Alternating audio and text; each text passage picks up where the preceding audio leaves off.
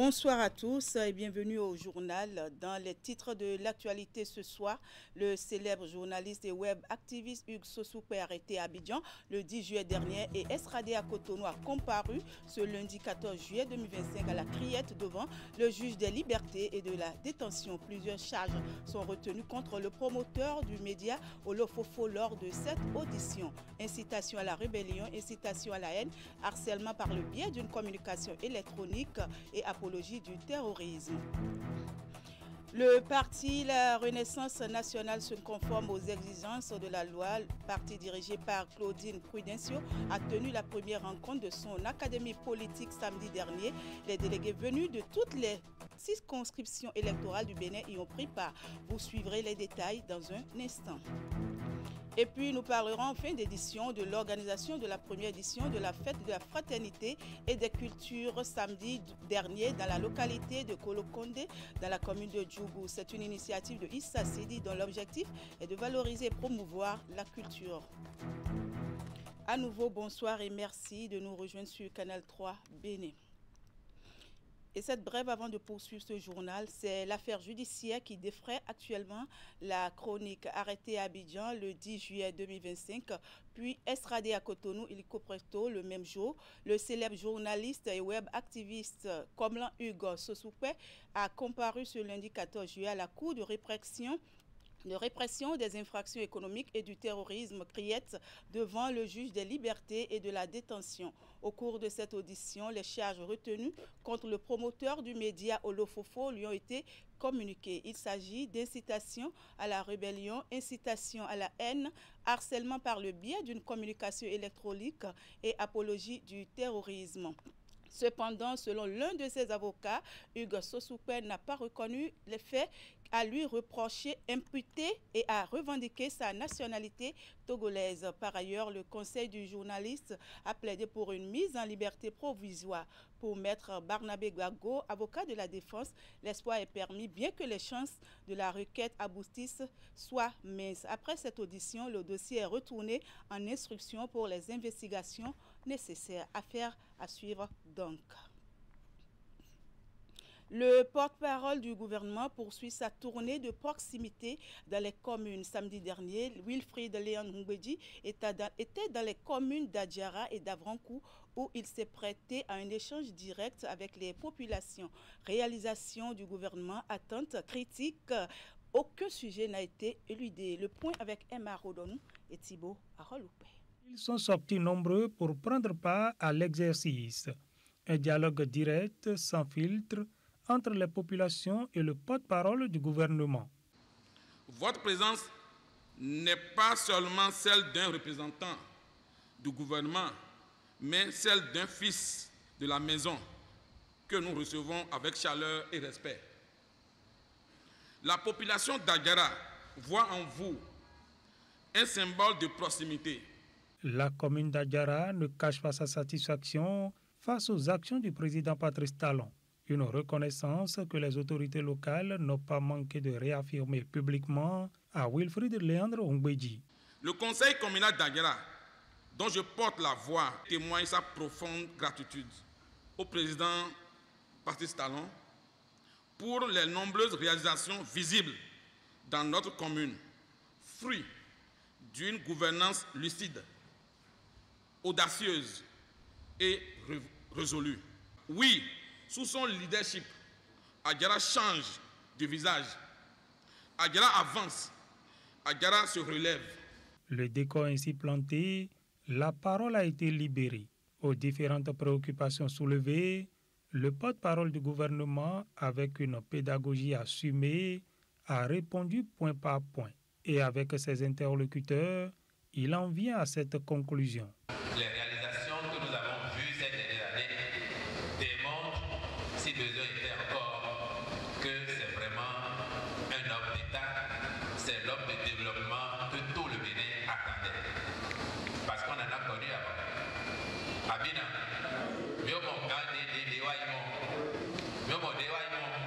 après Adjara, la commune d'Avrankou a reçu Wilfried Léandre Ngwedji pour le même exercice. Au terme de plusieurs heures d'échange, les populations étaient plus que satisfaites. Il nous a expliqué ce qu'on n'avait pas compris par rapport au reversement des AME. Et nous sommes satisfaits en tant que jeunes. Son porte-parole, il est éloquent. Je dis bien, il est éloquent. Il maîtrise très bien le sujet. Non, il a vraiment impressionné. Il ne se fâche pas, il répond posément, si bien que c'est en quelque sorte une fête. C'est ce que j'ai vu aujourd'hui. Les communes de Sémékodi et Porto Novo sont les prochaines étapes de cette tournée du porte-parole du gouvernement. Je l'annonçais en titre, la Renaissance nationale a tenu samedi dernier la première rencontre de son académie politique. Le parti dirigé par Claudine Prudencio, seule femme patronne de parti politique au Bénin, se conforme ainsi aux exigences de la loi. Et pour cette première activité, les délégués venus de toutes les circonscriptions électorales du Bénin ont eu droit à 2 communications. La première pour faire le point de leur participation à la gouvernance Talon et la deuxième communication pour présenter le contexte légal et politique qui conduira aux élections générales de 2026. Voici le reportage de Florence Bossa.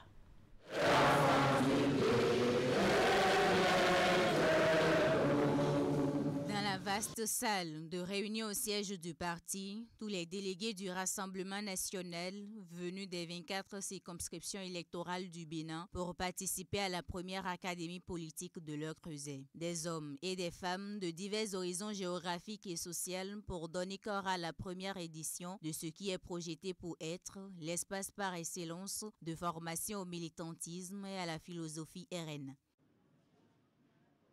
Elle est un espace de transmission, un lieu de ressourcement idéologique, un creuset de maturation stratégique. Elle incarne la volonté de notre parti de se projeter vers l'avenir avec lucidité et méthode, dans le respect total de la ligne politique que nous avons choisie, celle de la majorité présidentielle, conduite par le président Patrice Talon. Ce sera donc désormais le cadre idéal de formation des militants et leaders du parti aux réalités et contextes de la vie politique béninoise. Et pour bien commencer, 2 communications pour préparer les militants aux enjeux électoraux de 2026 à la lumière des éléments qui fondent le cadre institutionnel et légal de ce rendez-vous électoral. Et cette loi, ce code a été modifié en 2024 par la loi 2024-13 du 15 mars 2024 portant le même objet, c'est-à-dire code électoral. Bien d'autres activités vont suivre celle-ci pour aiguiser davantage le militantisme au sein du parti RN et dynamiser ces cellules installées dans chacune des 24 circonscriptions du pays. La deuxième communication s'est évertuée à rappeler, à décortiquer la participation du parti à la gouvernance au Talon et en a fait le point et à se projeter pour l'avenir. La première responsable du parti est formelle au sujet de la démarche. Elle est loin d'être une sorte de bilan des nominations et autres intérêts d'ordre politique.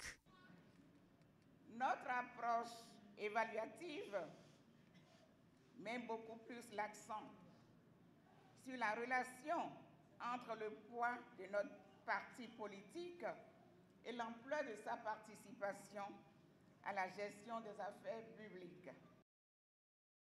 Comme s'ils n'attendaient que cela depuis bien longtemps, les participants à ce rendez-vous d'échange sur les choses les plus essentielles en attendant 2026 ont bien profité pour se faire une idée des grands défis qui les attendent. La question des 20% et l'impérieuse nécessité d'un engagement pour se frayer un chemin.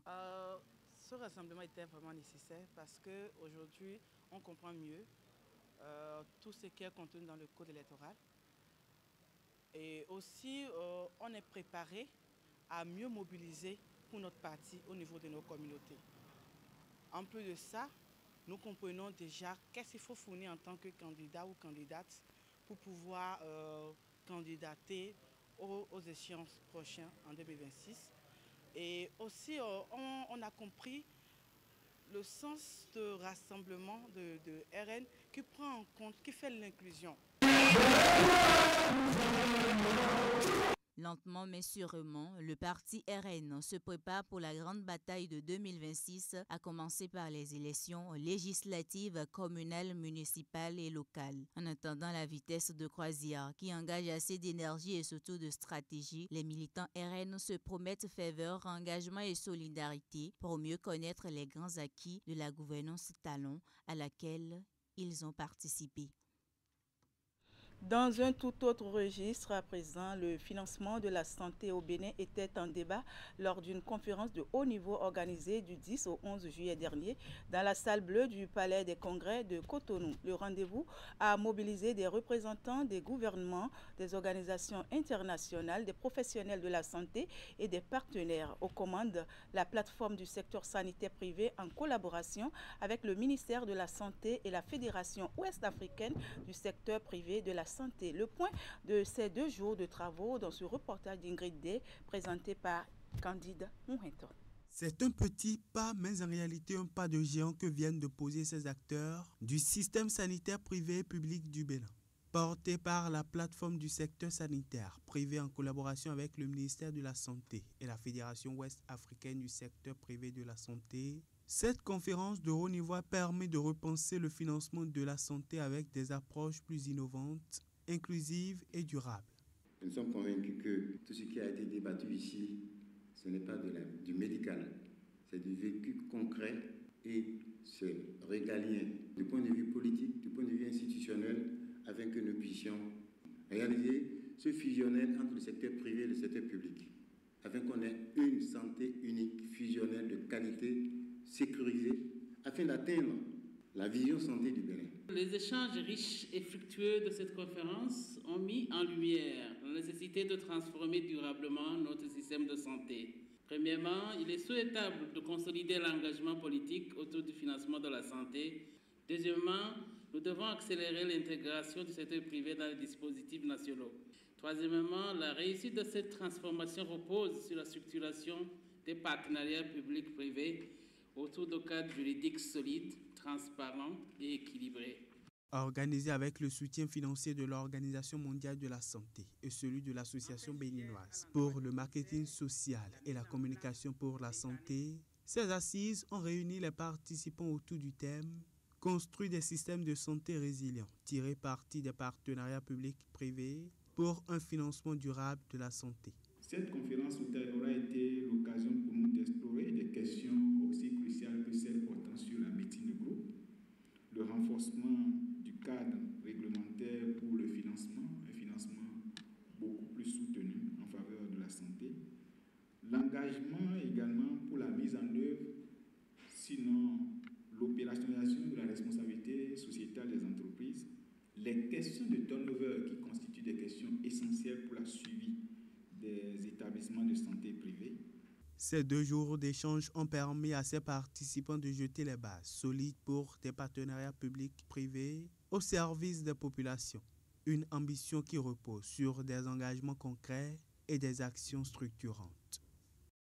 Environnement avec cette activité de reboisement initiée par l'Association professionnelle des banques et établissements financiers du Bénin. Les membres se sont rendus dans la matinée du samedi 12 juillet sur le site de la forêt classée de Ouedo située dans la commune d'Abomey-Calavi pour mettre en terre des plants sur une superficie de 1 hectare. Cette action vise à redonner vie à cet environnement précieux pour la nature. Les détails avec Teddy Goudalo et Jocelyn Barriga. Sur cet espace de la forêt classée de Ouedo, dans le département de l'Atlantique, ces membres de l'Association professionnelle des banques et établissements financiers du Bénin sont en pleine activité de reboisement. Voilà. Maintenant vous déposez ça. Très bien.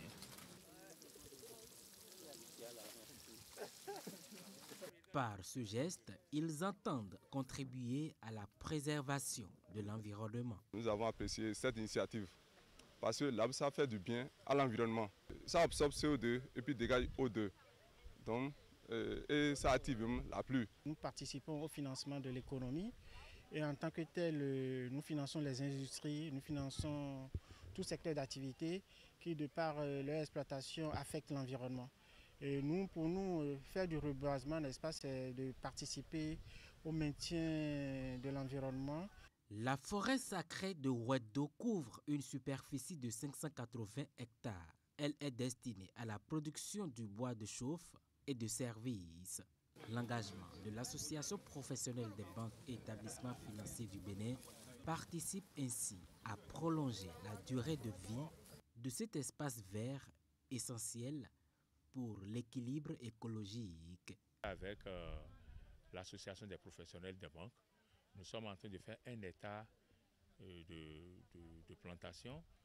Nous sommes en train de mettre l'acacia auriculiformis et nous avons prévu également aussi les essences autochtones parce qu'aujourd'hui nous parlons de la conservation de la biodiversité qui exige que sur un hectare nous ayons quand même les espèces de chez nous. Donc on a le Caillat sénégalensis qu'on est en train de mettre également aussi en terre. Nous avons aussi le Samba qui est le Triplocyton sclérochilon. Donc on a aussi mis un peu en terre. Voilà. L'association regroupe 15 banques et établissements financiers du Bénin. Ensemble, ils œuvrent pour la prospérité de leurs membres et de leurs clients, tout en garantissant un environnement bancaire et financier sain et robuste. Autre volet de l'actualité, direction le département de la Donga pour parler de la première édition de la fête de la fraternité et des cultures organisée samedi dernier à Kolokondé. Les filles et fils de cette localité de la commune de Djougou s'unissent pour valoriser et promouvoir leur culture. L'initiative parrainée par Salifou Maman émane de Issa Sidi qui œuvre au quotidien pour la sauvegarde des liens de fraternité et de solidarité entre les différentes communautés de Kolokondé. Abdou Sarabi Idrissou pour le point.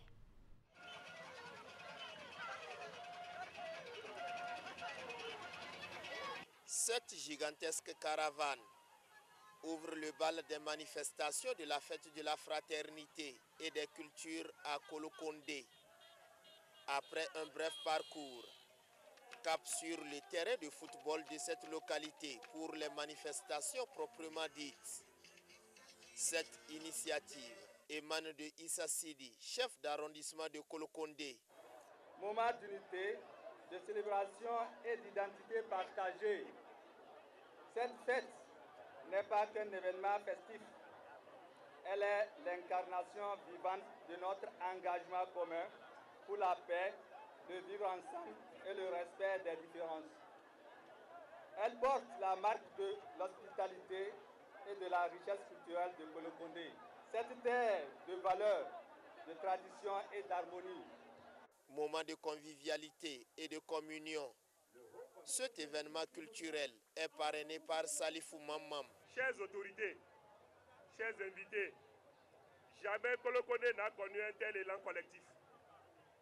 La mobilisation que nous observons aujourd'hui est une preuve éclatante que les initiateurs de cette fête sont aimés, soutenus et respectés. Ils sont sans conteste les chouchous de cette population que vous voyez.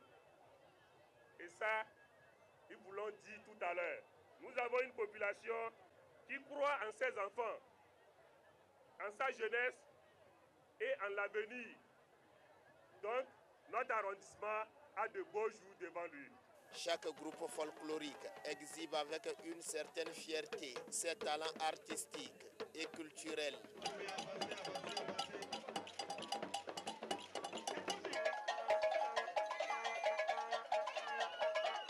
À l'honorable Abdoul Malika Gomina de montrer à quel point Kolokondé est redevable au gouvernement Talon. Ce que je voudrais dire ici, c'est tout simple. Nous sommes vos enfants, vous nous faites confiance. Nous n'allons jamais vous trahir. C'est pourquoi chaque fois nous viendrons vous dire où il faut aller. Aujourd'hui, la voie de Kolokondé, cette injustice est en train d'être réparée. Panikwara Djougou, depuis 1960, cette voie n'a jamais été bitumée. Aujourd'hui, alors qu'elle traverse des communes productrices, aujourd'hui il y a un homme, le président Patrice Talon, qui a compris qu'il faut corriger cette injustice et c'est déjà en train d'être fait. Les aveugles ont vu, les sourds ont entendu. Est-ce que nous ne devons pas lui dire merci? Merci, Monsieur le Président. Kolo-Kondé est très reconnaissant. Djougou est très reconnaissant pour les travaux de modernisation. Mais vous savez, nous sommes restés pendant longtemps affamés, donc nous avons faim. Nous en demandons encore beaucoup plus. Les invités de marque et figures de proue de développement se disent sidérés par cette mobilisation. Ils s'engagent aux côtés des autorités locales pour le développement harmonieux et durable de Kolo-Kondé.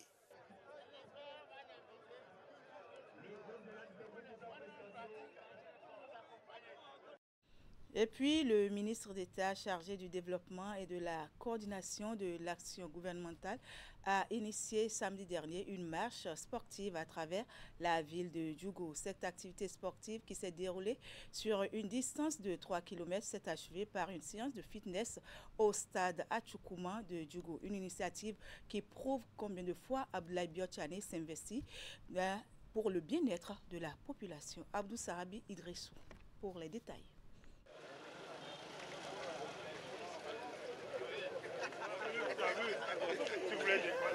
Une marche sportive dénommée Bénin Sport pour tous s'ébranle à travers la ville de Djougou. Cadres à divers niveaux, autorités politiques, citoyens, forces de l'ordre et de sécurité renforcent leur santé à travers cette marche de cœur. Le haut parrainage du ministre Abdoulaye Biotchane rehausse l'éclat de ce marathon. Derrière la cité administrative, cette marche prend l'allure d'une petite foulée.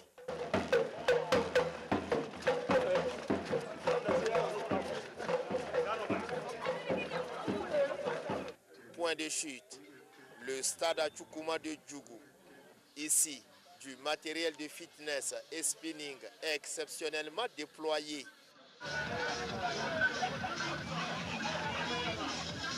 Divers exercices physiques sont proposés aux participants. Si nous arrivons à marcher tous les jours, si nous arrivons à bien manger, nous ne sommes pas Dieu, mais nous allons vivre longtemps. Donc le sport, c'est la santé. Nous remercions le ministre pour tout ce qu'il fait pour la jeunesse. Il était là devant, il nous drainait. C'était vraiment bien.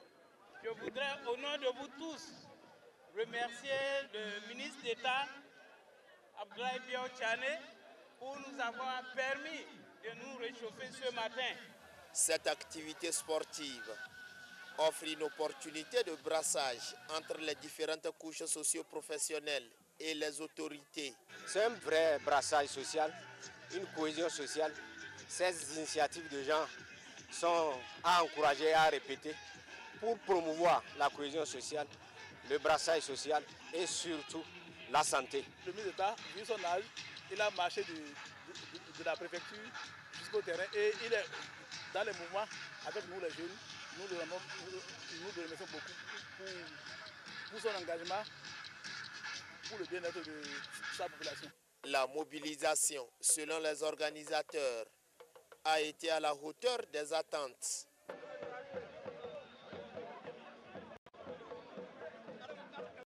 Eh bien, mesdames, messieurs, ce sera tout pour cette édition. Merci de l'avoir suivi et merci également à toute l'équipe de préparation, de réalisation et de diffusion. Dans l'info continue de ce lundi 14 juillet, Wahab Alikpara et ses invités Paul Arnaud Deguenon, promoteur de Bénin Web TV, et le journaliste Armand Videgla feront le débat autour de cette thématique, manœuvre politique et déstabilisation de partis, quel impact sur les résultats. Prenez le rendez-vous, c'est tout à l'heure à 20h. Agréable soirée à tous et bonne suite des programmes sur Canal 3 Bénin. À demain.